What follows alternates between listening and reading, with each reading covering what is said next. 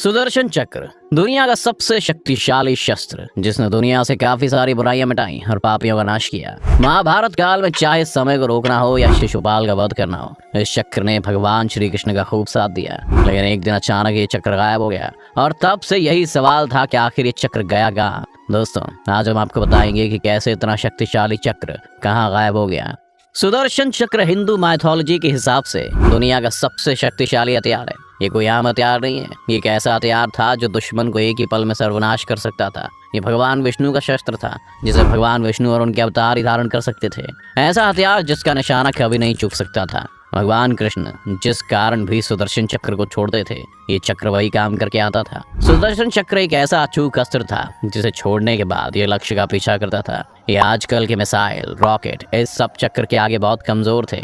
सुदर्शन चक्र भगवान विष्णु के मन की बात सुनता था और उन्हीं की आज्ञा मानता था। पुराणों के मुताबिक ये चक्र किसी तरीके से नहीं चलाया जाता, बल्कि ये तो इच्छा शक्ति के हिसाब से काम करता था। ये चक्र कभी गलती नहीं करता था। जिसे मारने के लिए इसका इस्तेमाल किया जाता था, ये उसी को मारकर वापस लौटता था। इस वजह से भगवान विष्णु इसे सोच समझ कर इस्तेमाल करते थे। महाभारत के युद्ध में भी श्री कृष्ण ने आखिरी बार इस शस्त्र का इस्तेमाल किया था। उसके बाद सुदर्शन चक्र के इस्तेमाल का कभी कहीं जिक्र नहीं मिलता था। आखिर कहाँ गया शक्तिशाली चक्र, बताएंगे दोस्तों आपको। लेकिन उससे पहले जानते हैं कि चक्र दिखता कैसा था और भगवान विष्णु को आखिर ये मिला कहाँ से। इस चक्र की आकृति को लेकर भी पुराणों में अलग अलग वर्णन मिलता है। ऋग्वेद के मुताबिक सुदर्शन चक्र एक गोल चक्र है जिसमें 108 ब्लेड्स हैं। ये चक्र कई योजन की दूरी तय कर सकता है। एक योजन में करीब 8 माइल्स होते हैं। वामन पुराण के मुताबिक इसका केंद्र वज्र से बना हुआ है। इसके केंद्र में 12 तीलियां हैं तो वहीं 6 नाभि हैं। 12 तीलियां 12 महीनों को दिखाती हैं तो 6 नाभि 6 ऋतुओं को दिखाती हैं। वहीं सुदर्शन चक्र के अस्तित्व को लेकर भी हर किसी के अलग अलग मत हैं। मान्यताओं के मुताबिक ये चक्र भगवान विष्णु की तर्जनी उंगली में,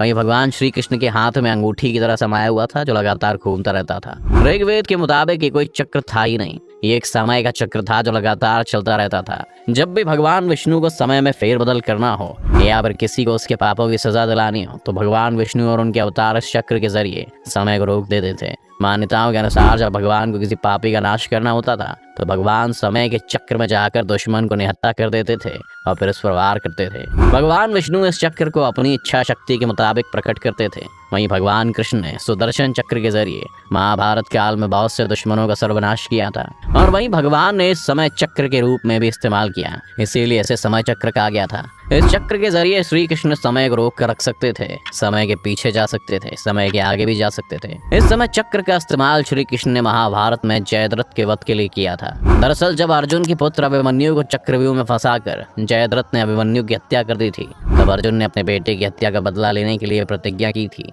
कि वह अगले दिन सूर्यास्त होने के पहले ही जयद्रथ की हत्या कर देगा, वरना वह खुद को चलाकर खत्म कर लेगा। अगले दिन कौरवों की सेना शाम तक जयद्रथ की रक्षा करती रही और अंत में जब अर्जुन निराश हो गया तब भगवान श्री कृष्ण ने अपनी माया की और कुछ देर के लिए सूर्य को छिपा दिया ताकि कौरवों को भ्रम हो सके। जब कौरव बहुत खुश हुए और अर्जुन बहुत निराश, तब कृष्ण ने अपनी माया समेट ली और सूर्य को वापस उदय कर दिया। ये देखकर जयद्रथ घबरा गया और उसे अपनी मौत सामने देखने लगी। तब अर्जुन ने अपने बेटे की मौत का बदला जयद्रथ को मारते हुए लिया। उस समय श्री कृष्ण ने सुदर्शन चक्र के जरिए समय को कुछ पल के लिए रोक दिया था और कौरवों को भ्रमित कर दिया था। इसके अलावा जब अर्जुन युद्ध से घबराए हुए थे और वो युद्ध में भाग नहीं लेना चाहते थे और दुखी थे, तब उनको उनके कर्तव्य का ज्ञान कराने के लिए श्री कृष्ण ने उन्हें गीता का उपदेश दिया था। उस समय भी श्री कृष्ण ने अर्जुन को गीता का ज्ञान देते हुए समय को सुदर्शन चक्र की सहायता से रोक दिया था और अर्जुन को ये ज्ञान दिया था।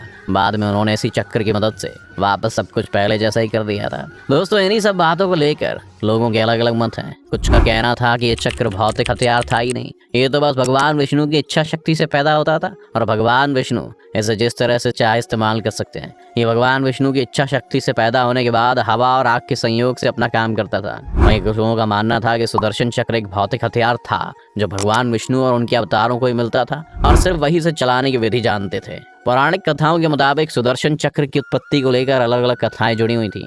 शिव पुराण के मुताबिक एक भौतिक अस्त्र ही था और ये विज्ञान के मुताबिक बहुत शक्तिशाली बनाया गया था। इस चक्र की उत्पत्ति के लिए कई सारी कथाएं फेमस हैं, पर सबसे ज्यादा प्रचलित ये कथा है कि चक्र भगवान शिव ने भगवान विष्णु को दिया था। दरअसल एक बार राक्षसों ने देवताओं का जीना दुश्वार कर दिया था। वो हर जगह लोगों को परेशान करते रहते थे और देवता ऐसी बात से दुखी थे। तब सभी देवता मिलकर भगवान विष्णु के पास गए और उनसे मदद मांगी कि वो राक्षसों को मार सकें। तब भगवान विष्णु ने जब उन राक्षसों को मारने की कोशिश की, तब उन्होंने देखा कि राक्षसों के पास एक अनोखी शक्ति थी। जैसे ही वो राक्षसों को मारते, वो राक्षस खुद को ठीक कर वापस जिंदा हो जाते। तो भगवान विष्णु ने सोचा कि अब सिर्फ भगवान शिव उनकी मदद कर सकते हैं। जब भगवान विष्णु भगवान शिव की शरण में गए, लेकिन उस समय भगवान शिव साधना कर रहे थे, तब भगवान विष्णु ने उनकी साधना को भंग न करके उनकी तपस्या करने का सोचा कि कभी ना कभी तो उनकी आवाज भगवान शिव तक पहुंचेगी। कई साल तक भगवान विष्णु भगवान शिव की तपस्या करते रहे। जब भगवान विष्णु भगवान शिव की उपासना कर रहे थे, तब वो रोज भगवान शिव को 1000 कमल के फूल चढ़ाते थे। उनकी भक्ति को देखते हुए एक बार भगवान शिव ने विष्णु जी की परीक्षा लेने की सोची। एक दिन जब भगवान विष्णु भगवान शिव के लिए फूल इकट्ठा कर रहे थे, तब भगवान शिव ने एक फूल छिपा दिया। एक फूल कम पाकर भगवान विष्णु ने सोचा कि मेरी आंखें भी कमल के जैसी हैं। इस वजह से उन्होंने अपनी एक आंख फूल की जगह चढ़ा दी। ये देखकर भगवान शिव बहुत खुश हुए और उन्होंने भगवान विष्णु को सुदर्शन चक्र दिया, जो एक ही पल में किसी भी दुश्मन का सर्वनाश कर सकता था। तब से ही भगवान विष्णु के पास ये चक्र मौजूद था। सुदर्शन चक्र 2 चक्रों से मिलकर बना था, जो लगातार अलग अलग दिशाओं में घूमते रहते हैं। शिव पुराण के मुताबिक इसमें 108 नहीं बल्कि 10 लाख ब्लेड्स हैं। पौराणिक कथाओं के मुताबिक यही कथा सबसे ज्यादा प्रचलित थी। वैसे दोस्तों, इस चक्र को लेकर और भी कथाएं हैं। पुराणों के मुताबिक ये चक्र विश्वकर्मा ने बनाया था। सूरज के तेज से विश्वकर्मा ने 3 चीजों को बनाया था, जिनमें सुदर्शन चक्र, पुष्पक विमान और त्रिशूल शामिल था। वाल्मीकि रामायण में वर्णन है कि भगवान विष्णु ने चक्रवन नाम के पहाड़ पर हायग्रीव नाम के राक्षस को मार दिया था और उसे विश्वकर्मा द्वारा बनाए गए चक्र को छीन लिया, ताकि इसका कोई गलत इस्तेमाल ना कर सके।